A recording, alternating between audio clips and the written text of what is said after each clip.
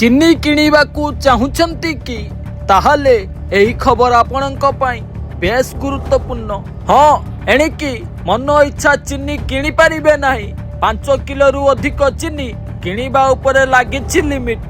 ହଁ, ଡିମାର୍ଟ, ବ୍ଲିଙ୍କିଟ୍ ଭଳି ରିଟେଲ ଓ ଅନଲାଇନ୍ ପ୍ଲାଟଫର୍ମରେ ଏଭଳି ସୀମା ଲାଗିବା ପରେ ଗ୍ରାହକଙ୍କ ମନରେ ଉଠିଛି ବଡ଼ ପ୍ରଶ୍ନ। ଚିନିକୁ ନେଇ ଏମିତି କଟକଣା କାହିଁକି?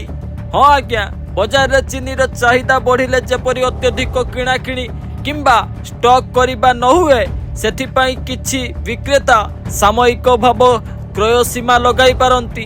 ବିଶେଷ କରି ପର୍ବପର୍ବାଣୀ ସମୟରେ ଚିନିର ଚାହିଦା ହଠାତ୍ ବଢ଼ିଯାଏ। ଫଳରେ କେତେକ ଷ୍ଟୋର କିମ୍ବା ଡେଲିଭରି ପ୍ଲାଟଫର୍ମ ଗୁଡ଼ିକରେ ଜଣେ ଗ୍ରାହକ କେତେ ପରିମାଣ ଚିନି କିଣିପାରିବେ ସେନେଇ ଲିମିଟ୍ ଦେଖାଯାଉଛି।